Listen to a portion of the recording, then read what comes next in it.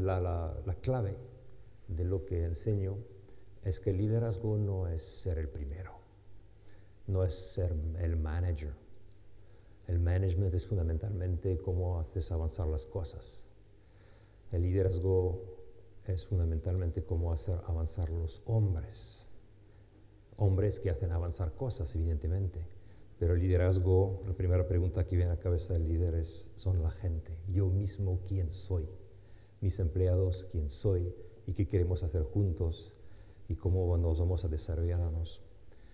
Entonces, el liderazgo, la idea fundamental era que no es una cuestión de skills, de competencias, no es una cuestión de biológica, de temperamento, porque hay líderes de todo tipo, con todo tipo de temperamentos en el mundo. No es una cuestión de técnica, es fundamentalmente una cuestión muy personal de cómo te has educado o cómo te han educado y cómo tú has respondido libremente a esta educación que te han dado. Porque al final, también lo decía José María, es cosas que tenemos que respirar desde que somos niños. Si no, es muy complicado. Aunque no es imposible, porque siempre es posible una transformación radical de una persona, y la historia muestra que muchas personas extraordinarias en el plan liderazgo son gente que tuvo una educación muy difícil, una infancia difícil, pero que un día se dieron cuenta de una cosa muy importante, es que en su vida no hubo nunca liderazgo.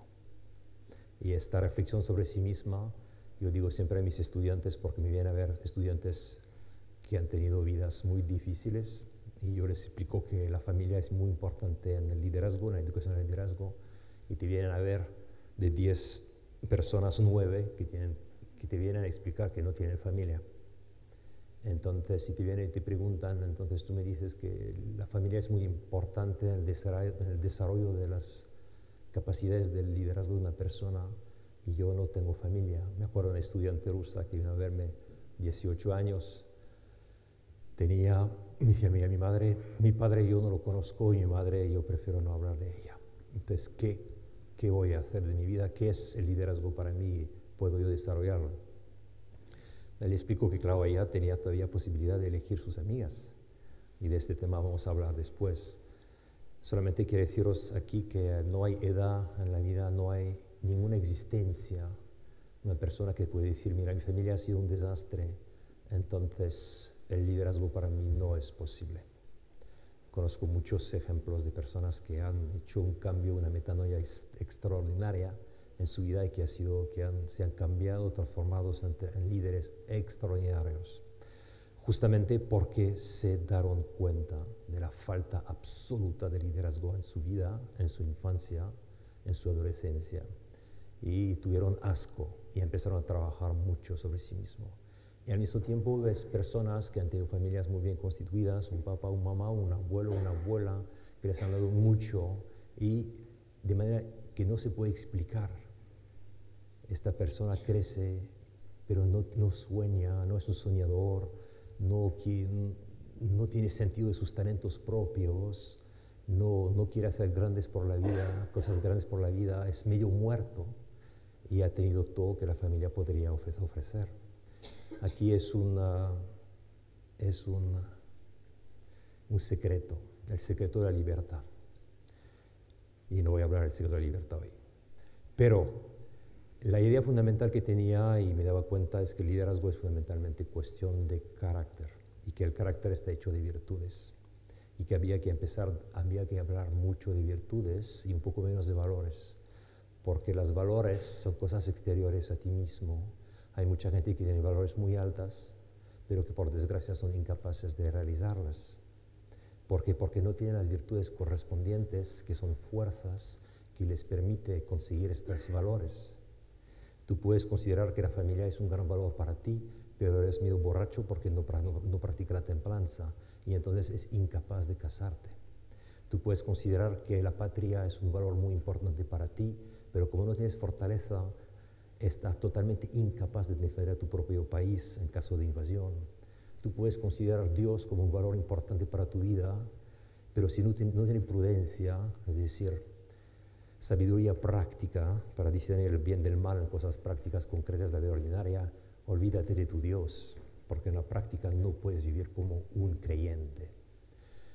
Es el gran problema que vemos con mucha gente que tiene valores muy altos, pero no tiene lo que se llama la virtus. Virtus en latín significa fortaleza, energía, que es una fuerza dinámica que te permite realizar, conseguir estos valores en los cuales tú crees.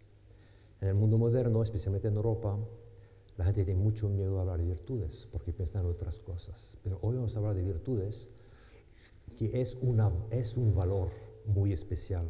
La virtud es un valor, pero un valor muy específico. Es un valor que te da una fuerza que te permite realizar lo que crees. Y mucha gente no lo tiene. Hablamos de sostenibilidad. Hay mucha gente que, la mayoría de las personas en este mundo piensan que es una cosa buena el bien común, que es una cosa buena dejar su compañía, hacer que su compañía no destrozca el ambiente, y que vamos a dejar nuestro mundo a nuevas generaciones que van a estar felices. Yo conozco pocas personas que te dirán, este es malo. Muy pocas. Es decir, que al final, sobre el tema de la sostenibilidad como valor, la gran mayoría de la gente en este mundo cree que realmente es un valor.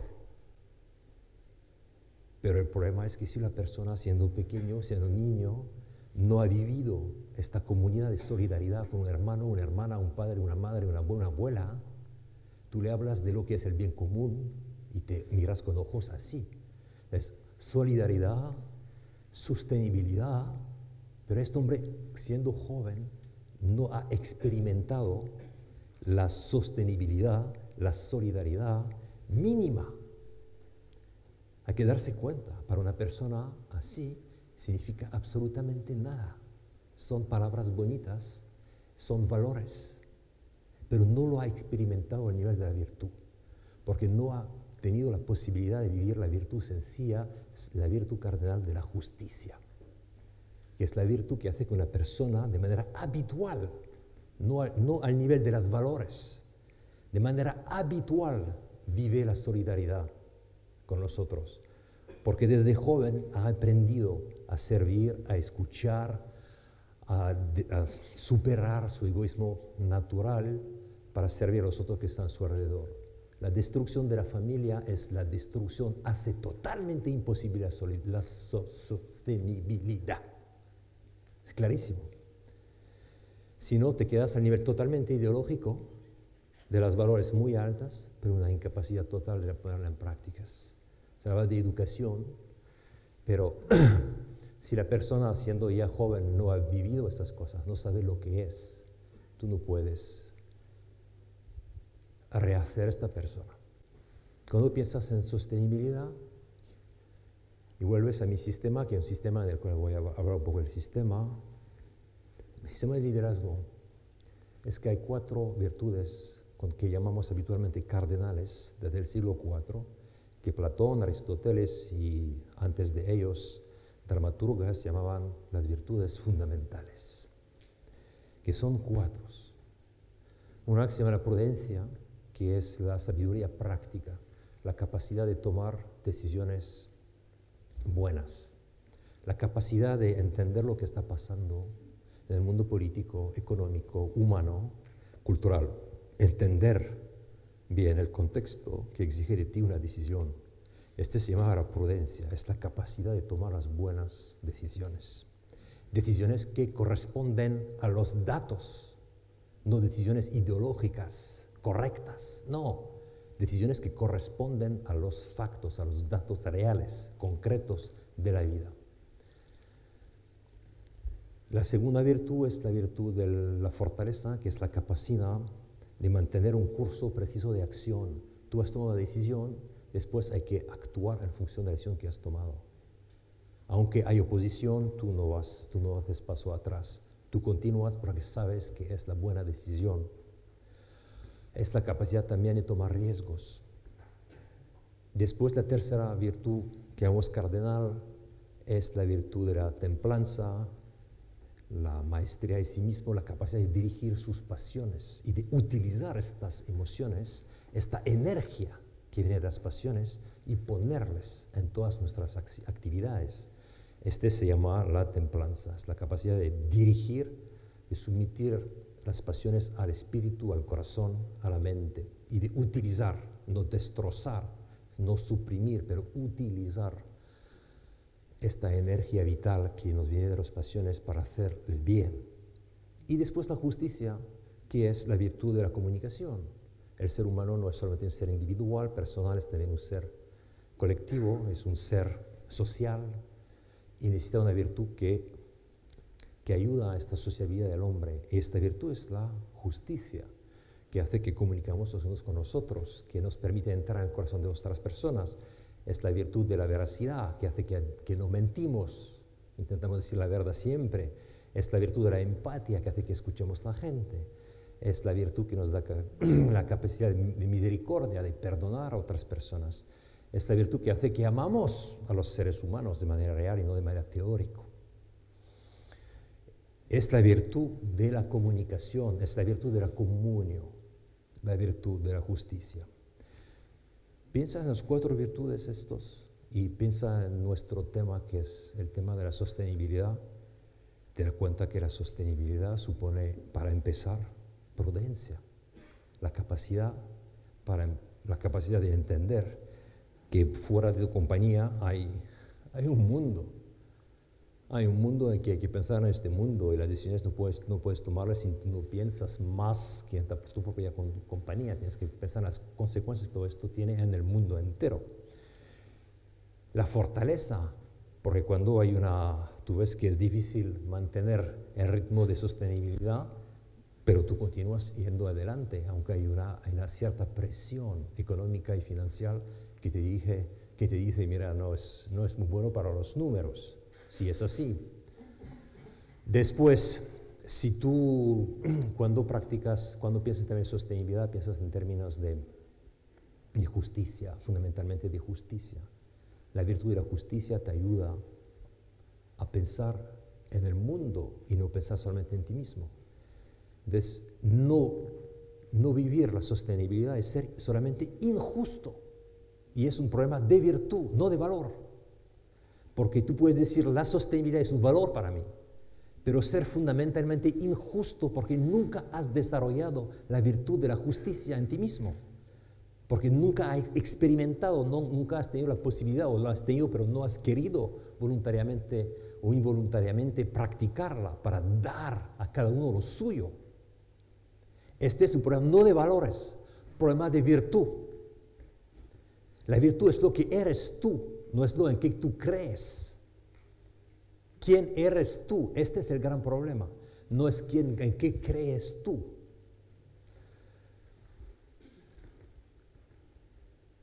El francés Jean-Jacques Rousseau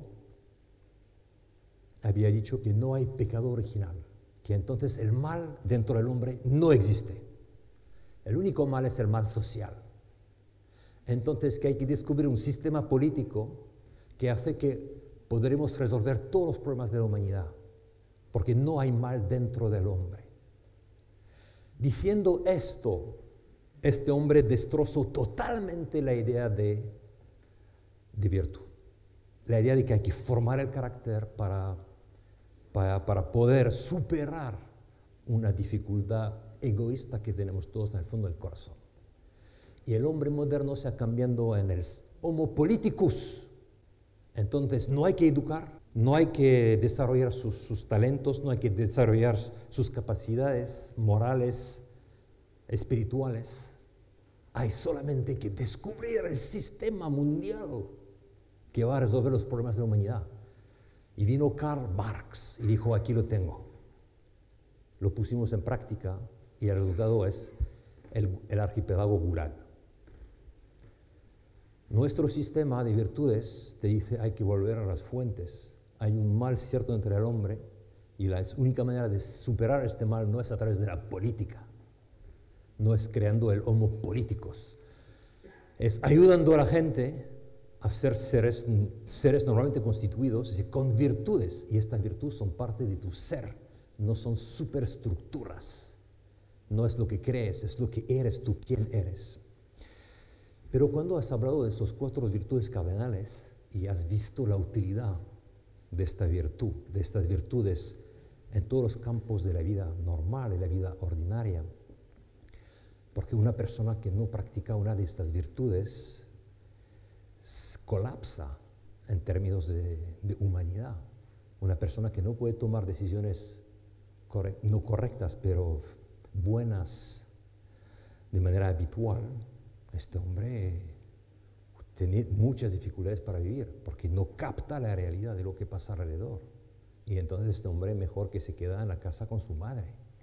Una persona que no tiene fortaleza es una persona que habla mucho, dice bonitas cosas, es súper simpático, muy agradable, todo muy alto, pero es incapaz de poner en práctica lo que dice. Y entonces no cree confianza, lo despreciamos. Una persona que no tiene templanza parece un animal, y evidentemente un animal no puede crear confianza en la gente alrededor. Una persona que no tiene justicia porque miente, porque no sabe escuchar, porque no ama al hombre y no lo ama porque no se ama a sí mismo, fundamentalmente, pensamos que este hombre lo mejor es que se quede en la cárcel, porque de esta manera no podrá hacer daño a la humanidad. De esta manera vemos que estas 4 virtudes fundamentales son fundamentales para la vida de cualquier persona. Si uno deja de querer practicar esas virtudes, deja de ser un ser humano. Los griegos decían, conviértete en lo que eres. Tú eres un ser humano, y ser un ser humano es un proceso. No es solamente que tú has nacido como un ser humano, es que también es un dinamismo. Desarrollando estas virtudes humanas, tú te haces más humano. Es un proceso. Confucius, como Aristóteles, tenía la misma intuición sobre este tema. Para ellos la moralidad no son reglas, la moralidad no son mandamientos, la moralidad fundamentalmente es un dinamismo de la persona que se autorrealiza, que se hace más hombre o mujer, porque desarrolla virtudes propias del hombre que los animales no pueden desarrollar porque nunca tendrán espíritu. Tienen un temperamento biológico como los hombres, pero no tienen un espíritu, un carácter. Cuando hice hecho, y ese fue el principio de mi investigación, tú ves la importancia de cada de las virtudes cardinales sobre el liderazgo. Prudencia te ayuda a tomar las buenas decisiones. Fortaleza te ayuda a mantener la dirección que has fijado. Templanza te ayuda a utilizar esta energía humana de las pasiones para actuar. Justicia te ayuda a entrar, a comunicar, a entrar en el corazón de la gente, y el liderazgo es una actividad social, no es una actividad egoísta. Cada virtud te da un poder. Por eso se llaman virtus. Yo repito, virtus en latín, que significa energía, poder. Pero te das cuenta, y aquí vemos el tema clave, que mucha gente practica o intenta practicar estas 4 virtudes, pero que no son líderes. Son gente buena, que son muy lejos del liderazgo, pero son buenos, porque no se equivocan mucho en sus decisiones, porque tienen mismo la capacidad de mantener el ritmo, porque no son animales y porque no mienten, y tienen un sentido del bien común elementario. Hay mucha gente así en el mundo, muchísimo, pero que no son líderes. Y aquí viene el tema central en mi sistema de liderazgo, que es esta virtud de la cual hemos hablado muy poco en nuestra historia, pero que los griegos sí que hablaban de ella. Es la virtud de la magnanimidad. Es la virtud de los seres grandes. Es la virtud que permite a la persona ser un soñador. Es la virtud de los que tienen un sentido muy agudo de la dignidad humana, que ven perfectamente lo que significa ser un ser humano, que ven su espiritualidad, la espiritualidad de nosotros, la libertad humana, la racionalidad, que ven la dignidad de la persona, que descubren al fondo de sí mismo este deseo de ser soñador, la capacidad de transformar sus sueños en realidades. Es la virtud de la acción, es la virtud de la contemplación y de la acción al mismo momento. Es una virtud complicada, pero es una virtud extraordinaria, porque supone que la persona sea al mismo tiempo un contemplador y un actor, una persona muy profunda y al mismo tiempo una persona de acción, que transforma sus sueños entre realidades.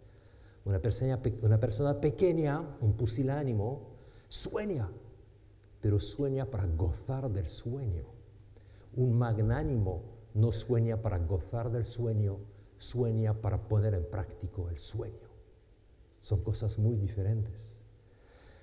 El magnánimo es un soñador, pero un soñador peligroso, porque su sueño está dirigido hacia la realización del sueño. Es la virtud de la acción por sí mismo, la magnanimidad, pero no de cualquier acción. No es la virtud del workaholic, no es la virtud del activista, de la persona que trabaja 100 horas al día por trabajar. No, es la virtud de la persona por el cual el trabajo, la actividad es el resultado, la prolongación de su sentido y su propia dignidad. Es su interioridad que se manifiesta exteriormente. En el pusilánimo, el workaholism, el trabajo es una huida de sí mismo. Una persona que no tiene nada dentro y que se realiza en la acción para olvidarse que no tiene nada dentro, para no tener tiempo para pensar en sí mismo. Por eso no tenéis que pensar que la magnanimidad es la virtud de los que actúan, no, es la virtud de los que actúan de una cierta manera, de los que actúan fuertemente, pero esta acción es el resultado de una visión de sí mismo, de una visión del ser humano que es muy elevada. Es la pusilanimidad contra la magnanimidad contra la pusilanimidad. Es la capacidad de darse cuenta de sus propios talentos. Y el problema fundamental del liderazgo es que las personas educadas en la humildad, sin haber oído mucho, tanto como de humildad, oído hablar de magnanimidad, están frustrados, no son normales, no son seres normales. Son seres que tienen un miedo increíble hacia la vida. ¿Un miedo a qué? Un miedo a faltar de modestia. Un miedo a pensar, yo pienso que valgo esto cuando valgo esto.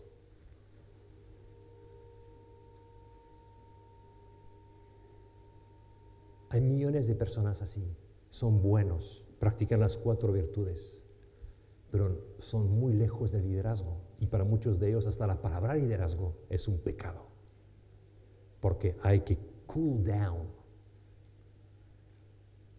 Acuérdate quién eres. Cuando al final, como decía el gran filósofo ruso Vladimir Solovyov, tú no puedes,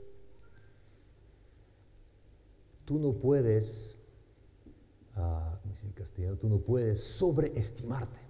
Es una imposibilidad metafísica. Es una imposibilidad metafísica sobreestimarse. El ser humano no sabe quién es. No puede darse cuenta de su dignidad propia. Es imposible.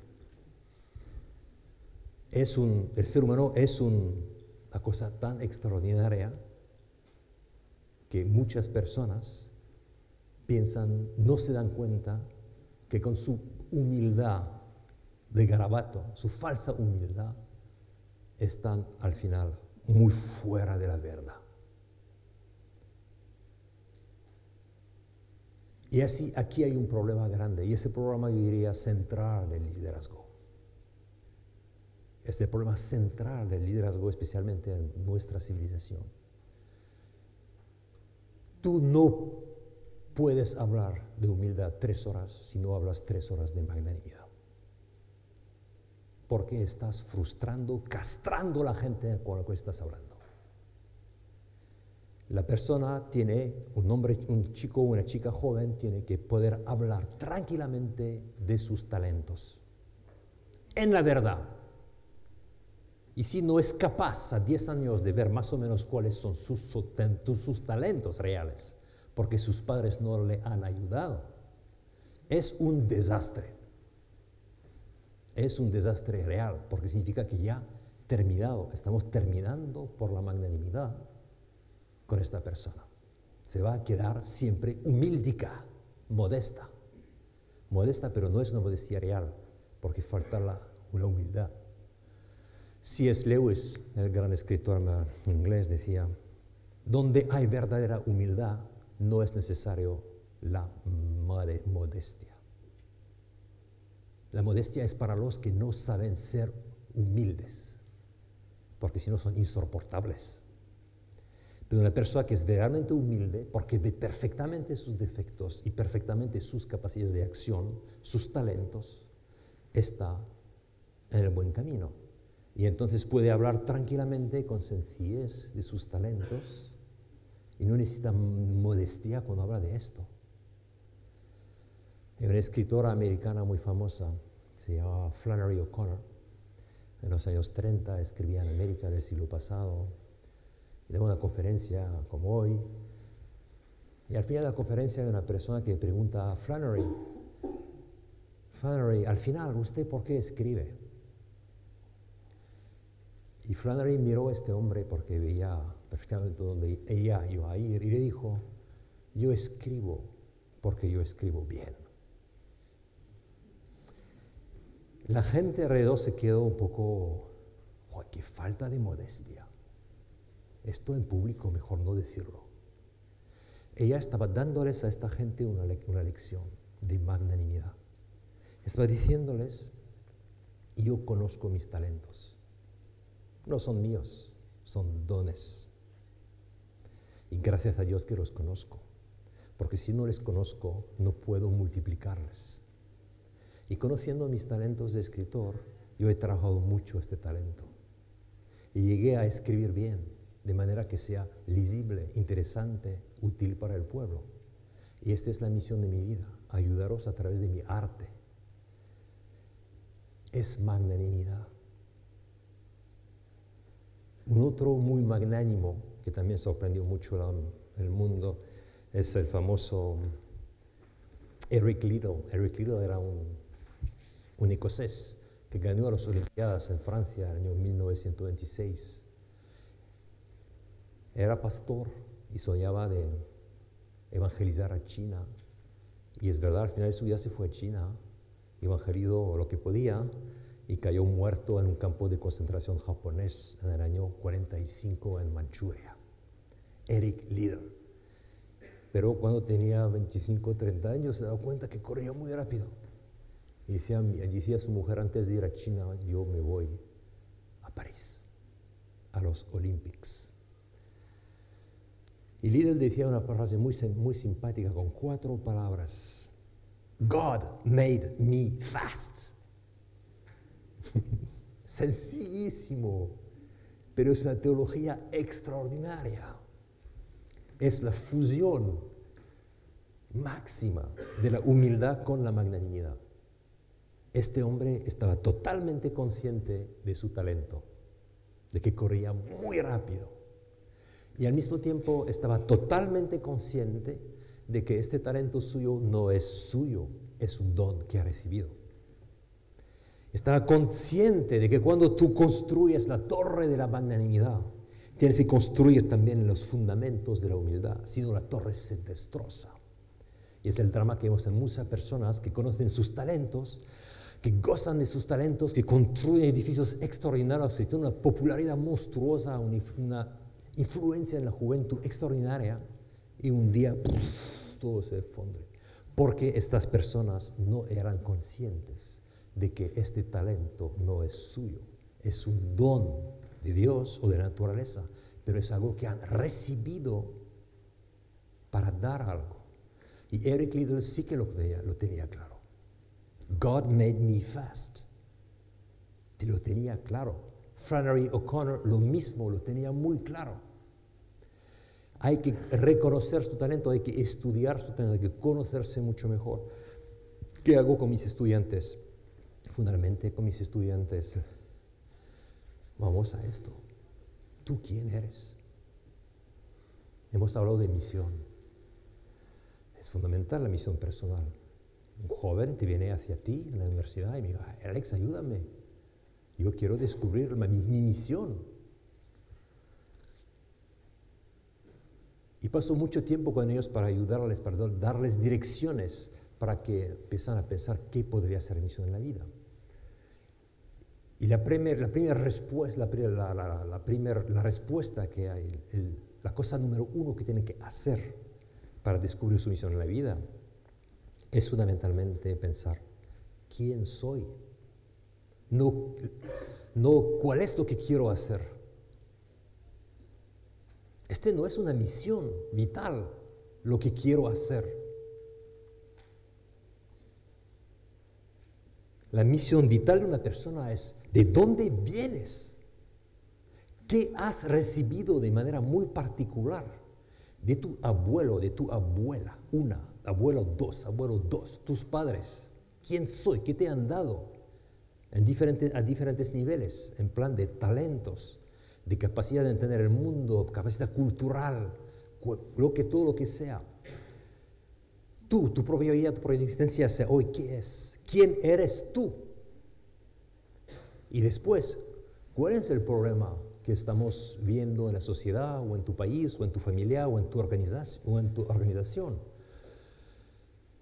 ¿Cuál es tu talento en general? Fundamentalmente, ¿cuál es tu talento? Ayudar a la gente a descubrir el sentido de su propia vida, dónde ha llegado, y dar gracias a todas estas personas que hasta hoy han tenido una influencia en ellas y que le han dado cosas. Una misión nace de un agradecimiento ante todo, hacia la vida. Agradecimiento hacia estas personas concretas que te han ayudado inconscientemente, que han sido canales a través de los cuales has recibido estos dones, estos talentos increíbles que tienes en ti y que tienes que descubrir. Yo pido a mis estudiantes en la universidad que me escriben 3 páginas, es el primer trabajo que los doy, 3 páginas, diciendo, mira, tú me escribes 3 páginas de todas las cosas buenas que has recibido de todos tus padres, tus abuelos, la vida, tu país, todo lo que puedes. 3 páginas. Porque yo sé por experiencia, esto es la base del desarrollo de la magnanimidad. Es una visión positiva de la vida. Aunque has tenido una vida difícil, aunque no has tenido la familia que querías, muchas veces, si tú eres sincero con ti mismo, te darás cuenta que has recibido muchas cosas. Y este agradecimiento hace que tú te das cuenta que tú tienes que dar. Tú tienes que dar. La gente que no quiere dar fundamentalmente es porque piensan que no les han dado nada. Nada. Conozco en Rusia a un empresario que ha creado un fondo para ayudar a los estudiantes, porque me dice, muchas veces me encuentro con managers de compañías rusas que son bandidos, algunos de ellos, porque en los años 90 permitían el vandalismo. Y entonces, muchas veces cuando hablo con ellos me doy cuenta que son bandidos porque piensan que no han recibido nada. Entonces dicen, no me han dado nada, entonces no tengo que dar nada a nadie. Y él se da cuenta del problema y por eso quiere ayudar mucho a los jóvenes, para que ellos reciben ya siendo joven, para después darse cuenta que han recibido y que entonces tienen que dar. Porque efectivamente muchos de estos managers, en comillas, rusos de los años 90, son gente que objetivamente es verdad, nadie les ha dado nada. Y por eso no tiene ningún sentido de devolver o de dar. No saben lo que es dar, saben solamente lo que es tomar. Entonces, desarrollando este instituto de ayuda a los estudiantes, este hombre llegó poco a poco a ayudar a los estudiantes a entender que, mira, tú recibes ahora para que en el futuro también tú entiendes lo que es recibir para que tú des. De esta manera ya la persona descubre caminos para practicar la virtud de la magnanimidad. Liderazgo es magnanimidad y humildad, es grandeza y servicio. Pero no es servicio al principio, es grandeza. Si no tienes una visión de la grandeza, olvídate del servicio. Porque tu servicio no será un servicio de liderazgo. El servicio de liderazgo es un servicio de magnanimidad. Magnanimidad es una visión del ser humano muy elevada. Es lo que hace que tú tienes el deseo de educarte y de educar a los otros. Educere en latín. Educare, educere. Educere significa tomar, hacer salir, sacar desde la persona lo mejor de lo que hay dentro. Entonces, practicar la magnanimidad, educar, es exactamente esto. Ayudar a tus empleados, ayudar a los miembros de tu familia, la gente con quien está viviendo, educarles, educere, ayudarles a descubrir esta dignidad que tienen entre ellos, estos talentos que tienen entre ellos, multiplicar estos talentos y ponerle al servicio de la humanidad entera. Como yo escribo sobre este tema tengo que buscar gente que para mí lo han practicado. Hace unos 10 años me recibió François Michelin que murió hace poco, en diciembre del año pasado. Era un empresario francés muy famoso. Su compañía es todavía el número 1 pneumático en el mundo. Y François Michelin había leído mi primer libro, Virtuous Leadership. Me escribió una carta muy buena y me dijo, si quieres, cuando vienes a Francia la próxima vez nos vemos. Efectivamente me fui a Francia y me fui a Clermont-Ferrand, que es el headquarters de la compañía, y allá me recibió y durante 3 horas comimos juntos. Y yo pregunté un poco, ¿cómo habéis conseguido crear esta corporate culture, esta cultura corporativa tan bonita en Michelin? Este hombre, François, que hizo tanto para la compañía, para ser en el mundo entero, me dijo, yo tengo que hablarte no de mí, pero de mi abuelo. Y Michelin me habló de su abuelo y me dijo, mi abuelo Eduardo era una persona extraordinaria. Creó la compañía al final del siglo XIX, empezó a producir pneumáticos. Y un día hay un joven que viene a la compañía y que dice, yo quiero trabajar para vosotros. El jefe del personal lo escucha y este joven se llama Marius. Marius, háblame de ti. Y Marius empezó a hablar de su vida y el jefe de personal le pregunta, Marius, ¿tú tienes un diploma? Y Marius dice, no, yo tuve que dejar a mi familia cuando tengo 15 años, porque dejar de trabajar 15 años, dejar la escuela 15 años para empezar a trabajar por razones familiares. Pero yo sé una cosa, yo soy capaz de imprimir material, porque he trabajado algunos años en la imprenta de una compañía no muy lejos de aquí. Entonces el jefe de personal envió a Marius a la imprenta de la compañía Michelin, trabajar. Cuando Edward, el fundador, el CEO, el boss, oigo hablar de esta persona que había llegado hace algunos días y que habíamos enviado allá, él tomó todo el teléfono interior y llamó a su jefe de personal y dijo, eres un idiota. Has enviado a la imprenta, donde no hay nada que hacer desde el punto de vista creativo, una persona que no conoces solamente porque te ha dicho que no tiene diploma.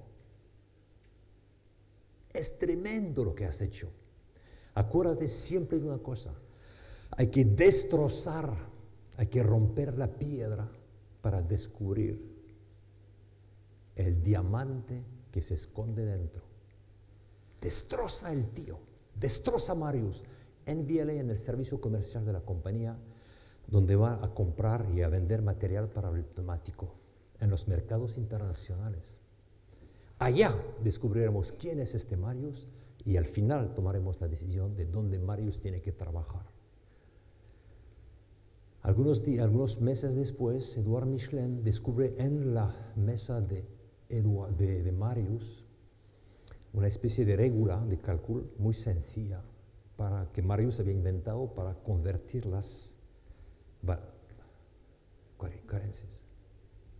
currencies, las divisas. Edward era un matemático, un ingeniero y un hombre de comercio. Sabía de matemática y de ingeniería. Él miró a este objeto, lo tomó en sus manos, lo miró sencillamente y dijo, este hombre es un genio. No tiene que trabajar aquí. Los genios no trabajan en el servicio comercial. Lo envió en ¿qué servicio? Research Department. En este tiempo, antes de la Segunda Guerra Mundial, el problema era muy sencillo. Los coches iban más rápido cada día, porque los motores eran mejor y mejor cada día, pero el pneumático era el mismo que siempre, era el tradicional pneumático. Y era peligroso porque a alta velocidad explotaba. Y la gente no sabía cómo parar el crecimiento rápido de los pneumáticos a alta velocidad. Durante 20 o 30 años, los ingenieros de las mejores escuelas de Francia, la escuela politécnica, estaban pensando, ¿qué hacemos? ¿Qué es un pneumático? ¿Y qué pasa con los fluxos de calor dentro? ¿Qué es esto, un pneumático? Durante años, decenias, intentaban descubrir qué es un pneumático y no lo consiguieron. Marius Mignol, durante la Segunda Guerra Mundial, en el año 41, a través de sus observaciones, investigaciones, amor por el pneumático, y su genio era un espíritu no deductivo, pero fundamentalmente inductivo, era un metafísico. Marius inventó lo que llamamos hoy el radial, el famoso pneumático radial que cambió toda la industria del pneumático en el mundo entero y que permite a vosotros y a mí de ir bastante rápido en nuestro coche sabiendo que vamos a llegar a casa vivos. Hizo un descubrimiento extraordinario que propulsó la compañía Michelin al número 1 mundial en la época del sucesor de Edouard, en la época de François. Marius es una persona que es un genio, pero no es el héroe de la historia, evidentemente. Marius tuvo padres que no eran líderes para él. Sus padres no captaron bien quién era este chico. No eran magnánimos, no buscaban talentos. Seguramente le amaban, le daban a comer, manifestaban amor hacia él, pero no había magnanimidad en la casa de Marius. Pero Edouard Michelin, en 2 meses, ya sabía quién era este empleado y dónde tenía que trabajar. Permitió a Marius descubrir el sentido de su vida, el sentido de su trabajo, encontrar sentido en su trabajo, descubrir sus talentos, multiplicar sus talentos, poner ese talento al servicio de toda la compañía, todo el país, todo el mundo. Lo que hizo Edouard Michelin con Marius Mignol es educere, educación. Ese es liderazgo por excelencia, grandeza y servicio. Porque no hay mejor servicio que este servicio de ayudar a una persona a descubrir quién eres y ayudarle a multiplicar este talento que tiene dentro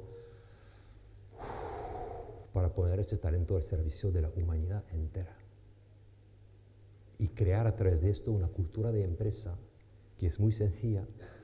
Vamos a descubrir a nuestras personas para que al final cada uno trabaje donde tiene que trabajar y no solamente donde el diploma o el degree le dice que tiene que trabajar. Esto es el liderazgo. Es la primacía de las personas, es ayudar a las personas a ser personas grandes, es la magnanimidad y la humildad. Pero al principio es magnanimidad, la gran cosa es cómo podemos producir más Edouard Michelin. La cosa no es cómo producimos Marius, esto lo sabemos. Hay que conducirse como Edouard se condució. El tema es cómo produces Edouard Michelin. ¿Cómo produces gente que tienen una visión tan alta del ser humano que para ellos cada persona es un tesoro que no se conoce y que toda su vida está orientado a esto? Acuérdate, idiota. Hay que romper la piedra para descubrir el diamante que se esconde dentro. Este hombre cree en esto. Tiene una visión del hombre que es máximo, es un optimista sobre el ser humano. Liderazgo es la consecuencia del optimismo, pero un optimismo real. Repito, una persona no puede sobreestimarse a sí mismo. Edouard Michelin tiene una visión del ser humano muy alta, de sí mismo muy alta. No hay falsa humildad en él. Es magnánimo por excelencia y es un businessman, es un filósofo. Y es un servidor de la humanidad porque es un servidor de sus empleados. Y les sirve no limpiando sus zapatos, les sirve ayudándoles a descubrir quién son. Become what you are. Hágate lo que tú eres. Una frase que le gusta mucho, que nos viene de Píndaros. Píndaros ya, no sé, 2500 años antes de Cristo.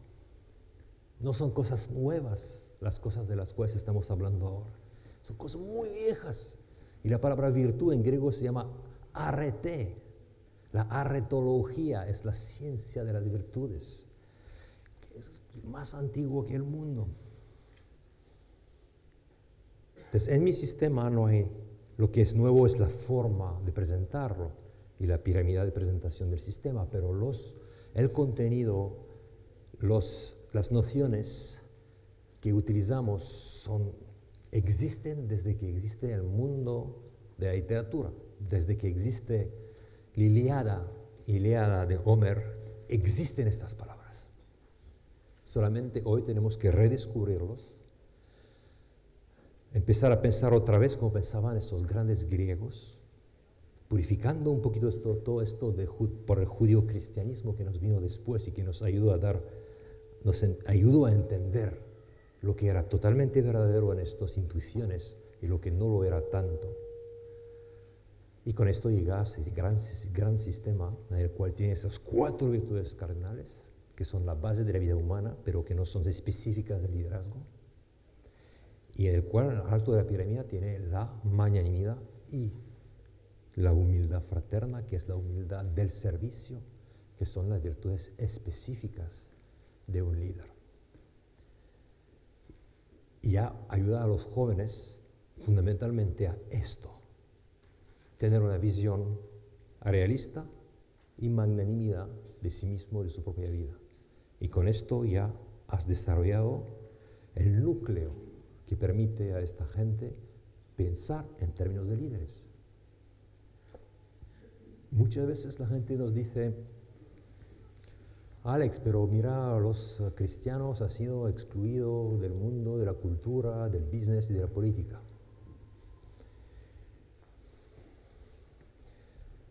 Hace un año estuve con uno que trabaja en Hollywood, un protestante, uno de los únicos, y me dijo: mira, los cristianos desertaron Hollywood en los años 60 porque pensaban que era imposible realizarse como cristiano trabajando en Hollywood. Se fueron, no fueron expulsados. El problema que muchas personas hay, y yo termino con esto: falsa humildad. Hay que hablar más de magnanimidad.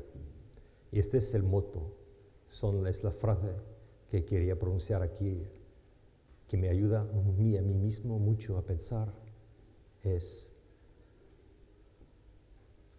no separar nunca la magnanimidad de la humildad, porque esta es la única manera de practicar la humildad de manera verdadera. Si no llegas a un fracaso en el plan humildad, fracaso del liderazgo evidentemente, fracaso en la vida de las personas y una satisfacción mínima solamente de ser un buen ser humano que quiere hacer el bien.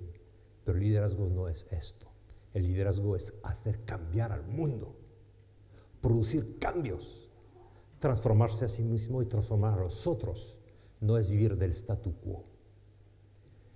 Y la última cosa que quiere insistir también es que cada uno de nosotros tiene una biología propia. Hay flegmáticos, hay sanguínicos, hay coléricos, hay melancólicos. Esta base biológica es una base real que no hay que despreciar, porque todas las virtudes se apoyan en esta base biológica. Significa que el reto de tu vida en términos de carácter no va a ser el mismo que el reto de tu vida en términos de carácter de otra persona. Un flegmático y un colérico no tienen los mismos retos en términos de virtud. El flegmático biológicamente va al opuesto de la magnanimidad, porque le gusta el status quo. Biológicamente el flegmático se siente muy bien en el status quo. Y la magnanimidad te dice, mira otra dirección, hay que destrozar el status quo, hay que hacerle explotar. El flegmático no es un soñador biológico, es biológicamente un antisoñador. Y entonces este hombre puede entender esto y desarrollar la virtud que realmente le falta. Edward Michelin era un flegmático y al mismo tiempo era una magnanimidad máxima. Un colérico, ¿qué va a pasar con el colérico? El colérico sabe que biológicamente tengo una idea en la cabeza, objetivos. Yo voy por los objetivos con mi equipo, con mi comanda, con mi gente. Y lo que le interesa ante todo es resultados. ¿Qué pasa con esta gente? Cuando llegas al final, ya consigue los resultados, pero todos los miembros de tu equipo están muertos. Es el colérico. El colérico no tiene una tendencia natural y biológica de mirar a los hombres, mirar a las cosas. Es un manager nacido, el colérico. Él va por resultados, él va por cosas, objetivos, pero no va a parar por la gente. Él necesita que desarrollar una virtud que se llama la humildad, que es la virtud de ayudar a los otros. La capacidad de involucrar a la gente en el proceso. La capacidad de hacer crecer la gente en el proceso, la capacidad de ayudar a la gente a vivir esta magnanimidad de la cual hablamos, es la humildad. Cada temperamento tiene un reto muy particular en términos de liderazgo y en términos de virtudes. Y hay que conocer esto. Hay que conocer esto bien, porque si no, no sabes bien dónde desarrollar el carácter y en qué dirección. Muchas gracias, Carlos, por haber dado la posibilidad de expresar lo que tengo en el fondo del corazón a este público magnánimo y humilde en lengua castellana. La próxima vez intentaremos en la lengua local. Gracias.